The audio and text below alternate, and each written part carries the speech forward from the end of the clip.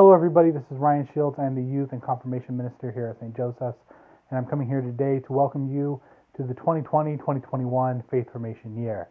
Now, this is going to be to two different groups of people, really. I'm encouraging the parents to watch this video. So, students, if your parent hasn't seen this video, you should probably let them see it because I'm going to go over some of the stuff with the program at the very beginning. And this is also for the students, obviously. So, usually these videos will just be for the students, but today I want the parents to watch in or to watch this video as well, so they get a better idea of kind of what to expect and what we're going to do, and I'll put that on the first half of the video. Before we get to that, I just want to tell you a couple things about myself. Like I said, my name is Ryan. I am in my almost mid-30s, I guess mid-30s, I'm 34 now, so I'm in my mid-30s, and I have three boys, right, so I'm a boy dad, apparently. I have a 5-year-old, a 2-year-old, and a newborn. So, in fact, for the past couple weeks, or for 2 weeks in the last month, I was out on paternity leave, being at home with my family and my new little one. His name is Alex. He's cute. He's adorable, and he's sleeping through the night, which is all that you can ask for, right? All you parents know. My middle child is Jameson. He's 2, and my oldest is William. He just started kindergarten. He's doing it on a distance format, and so parents, I sympathize with you. I'm just getting a little taste of his distant format as a parent, and with my kindergartner, and it's going well so far. And he's a great teacher, and hopefully I can be that for you guys as well. So, just to give you a little bit of an overview of the program, there have been some other requirements in the past, but this past year, Bishop Cotta released some new guidelines, and he wanted to change it up a little bit. And our program will be changing a little bit more, but we're already shifting into doing some of the things he wanted to do. And the first thing, primary thing, or the first thing that you'll notice is different is there's no more service hours, right? We're actually going to do formation projects. We'll do these projects a couple times a year. A couple parents have reached out to me and asked, hey, my son's an altar server, or my son does this, or my daughter does this. Do those kind of things count for their hours? Well, not really. See, what we want to get into the mode of, as a community, we come together and we serve others. So as a community, we're going to get together and we're going to do these service projects. Now, we could be helping out the Knights of Columbus. We could be doing some of the other traditional things that you would prescribe to what confirmation looks like and what those hours look like. However, there could be some other stuff that's totally different. As we get out of the social distancing phase, we'll plan those. And if we never get out of a social distancing phase where we can plan them, then those won't take place this year, and it won't count against you guys. So you don't have to worry about going out and trying to find hours early on and trying to get ahead of the game. We're going to do service projects, and we're going to do those as a group. If you can't get into any of those, then you're going to talk with me individually and work that out there. Another thing you'll notice, especially for all you second-year parents who were expecting to have to do parent faith formation this year, that is also another thing that has gone away. However, the parents are going to be a little bit more involved in the actual process. You see, the parents are first and foremost the instructors of faith for the family. And as such, I'm going to be giving you guys some stuff to do with your kids on a weekly basis. And you guys will be kind of giving me some surveys back, letting me know how it's going, what you need differently, and what you guys end up talking about. My goal ultimately is to help you guys prepare your kids for confirmation. And my goal also is to help prepare them. So we're all working together as a team here. We're all on the same side. It's like a three-legged stool. The parents, me, the formation team here at St. Joseph's, and the students all working together to get these kids ready so that when they meet Bishop Cotta for confirmation, they can say, yes, I'm ready to be confirmed. And as parents and as the faith formation team, we can say, yes, they are ready. I really want to get the parents more involved.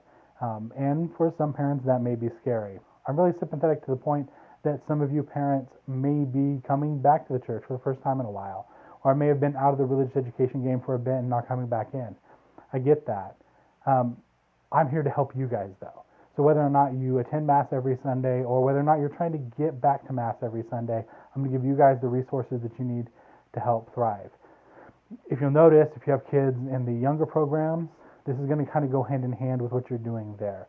It'll be different topics, it'll be different stuff that we're talking about in the confirmation program. However, it's going to be areas that you can help to get your kids ready. So no more, hey, what'd you learn? Hey, what'd you learn? Well, you guys are going to be part of it now. And even when we go back to in-person learning, that aspect, that part of it is still going to be there. I'm super excited about this part of it. And as a parent, I would look forward to being able to do it with my kid as well. It's just a way to, instead of saying, here, you guys do this, it's a way of saying, here, as a community, we're going to get together and do this together. So that's the parent faith formation. While it's the actual requirement, the hours part of it's gone, you guys are definitely going to be a little bit more involved in the process this year. So students, you get used to talking to your parents a little bit. I want to bring them in as well. Now, our Zoom meetings, kids, you guys are going to log into Zoom. First thing, I want to encourage all the students to leave your cameras on. I like to be able to see your guys' faces, to see that you're paying attention, to see that you're learning. But the Zoom meetings are going to be for us to go in depth. So they'll watch these videos. Students, you'll watch these videos. You'll learn a little bit. You're going to take a questionnaire about it, and I'm going to see this so I can see that you watched the video and I can see some of the things that you might have learned. But when we do the Zoom meetings, it's going to be a little bit more personalized. That's the place for you guys to ask questions. So if you've watched the video, I would encourage you to write down a couple questions so that when you get to the Zoom meeting, you're not trying to think of questions to ask. You already know a couple things that you kind of want to know the answer to. And if I don't cover it, then you can ask until it gets covered. I'm sure if you think of the questions, there are other people thinking of it too. So one of the things you can do is write down a couple questions you might have after watching the videos and doing the questionnaires. Another big part of the confirmation process is the sponsors. Now, parents, I want you to help your kids pick the sponsors, but you're doing just that. You're helping the kids pick their own sponsors. Now, kids, your sponsors, those are someone who you look up to in your faith. Like mine is my godfather. My parents obviously trusted him by making him my godfather, and as I grew older, I realized he was a person who I wanted to model my faith in as well. So I've modeled my faith off of both his, my parents, and like my grandparents' faith. Those are my three big role models. My parents, my grandparents, my grandpa Shields, and my Uncle Kevin and his wife, my Auntie Eleanor, who are also my godparents. So sponsors should be somebody that you really look up to, that you want to model your faith after, and parents, please help them select people who are going to do that. Not just their friend who's already confirmed or their aunt, because you really want that aunt. It needs to be somebody that the teen really feels like they connect to and really feels like they can learn from, because we're all in this together. The sponsors are a part of that as well. They're part of that group. So maybe instead of a three-legged stool, it's a four-legged stool. We have our sponsors, we have the parents, we have me and the formation team, and we have the students themselves. And all those together work towards getting our students confirmed. So students, really think about who your sponsor is going to be. If you're a first-year student, you have a little bit of time to think of it. If you're a second-year student, the deadline is going to be coming up sooner rather than later. So I want you to think about it, figure that out, and get that in. Another thing that we're going to be doing, we're going to be talking a lot about saints. The saint of the day, a saint every week. Aside from this week, we're always going to talk a little bit about a saint, both in the Zoom meetings and on these videos, so that you have an idea of all the saints that are out there. Now, I'm not going to be able to cover all of them, but there's going to come a time when you, as a student, needs to pick a saint to be your patron at confirmation. And I want to try to give you guys the depth of knowledge about these saints. So if you ever hear a saint that you're, oh, that guy's interesting, or oh, that lady's interesting, write their name down so that you can put them in the running to maybe be your patron. I would encourage you to do that, and so that you're prepared when it comes time for you to make your decision. The last part of the requirements that I want to touch on is our retreat requirements. Now, we do require a retreat every year, and that's always been a requirement, and that really hasn't changed. The part that has changed is going to be for our high school students. In the past, we offered Aptos as a retreat that you could do one time, and it would count for both years. That is not going to be an option that we always put out there. If you need that option, you can always come to us and ask us for it, but we're going to do that on a case-by-case basis.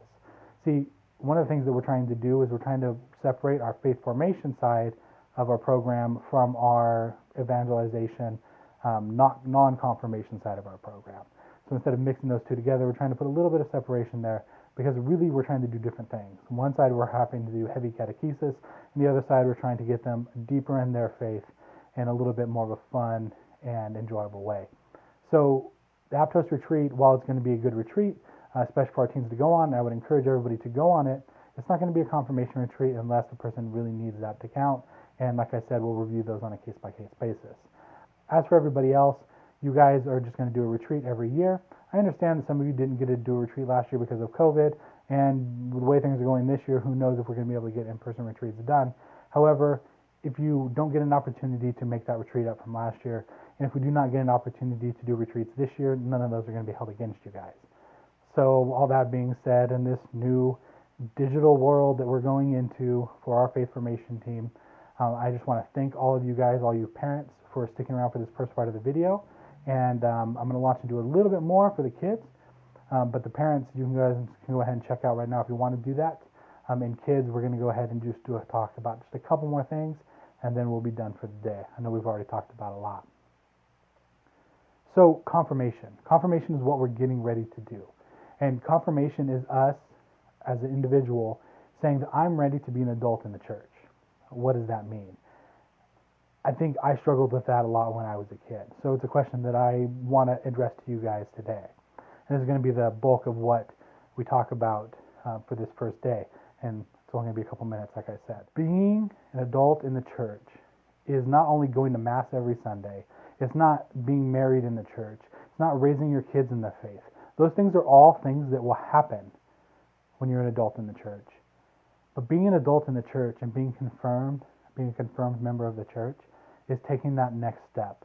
It's even deeper than all of that. It's saying, I'm ready to take responsibility for my own faith. It's not my parents' job anymore. It's your job. You're going to be the one that says, I'm ready for confirmation, not them. And because it's your choice, if you don't want to, at the end of the day, we can put it off. We can wait. However, I want you to talk to me about that. If it's something that you're not sure about, bring it up to me now so I can give you the information that you need to make the best decision possible. You see, confirmation is your choice, saying, I want to be an adult in the church. I want to take my faith seriously. I'm going to be responsible for my faith from now on. That means that after confirmation, or even while we're getting ready for confirmation, it's your job to encourage your parents to go to Mass every Sunday. If you kind of miss every once in a while, it's your job to say, no, I'm taking this seriously, we're going to go every week. If it's, sometimes you're like, man, I haven't been to confession in a long time, I really should go. Well, now it's your responsibility to say, hey, Mom, Dad, take me down to confession. Here at St. Joseph's, we have a ton of opportunities for you guys. And saying, I'm ready to do this on my own. And another aspect of that is to be able to defend your faith and to be able to know your faith. And those are two of the things that we're going to work on a lot this year. I want you to be able to know your faith and defend your faith. Now, for those of you who are in the first year of the program, you guys are going to be learning in the next 2 years about this stuff. If you guys are in the second year of the program, then we're going to work on it really hard for this year. And I'm not saying we're making up for other stuff, because I really think that if you were here for the first year, whether it's in the high school program that I taught last year, or if you were in our 7th grade program last year as a first year student, and you were taught by your catechists, I think we all did a great job of doing that, setting that groundwork for the first year.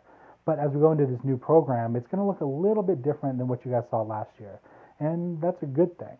I think that as we're moving forward, I want you guys to be able to know and defend your faith. And that's really what we're going to focus on. All right, so now that you know a little bit about what this year is going to look like, and a little bit about what we're doing, and a little bit about what confirmation means, I want you guys to just pray about this until we see each other on Zoom. Am I ready to be confirmed? What are the things that I need to learn? What are the things that I want to learn? I want you guys to let me know those things. Are you ready? What do you want to learn? And what are the things that you think you need to learn still?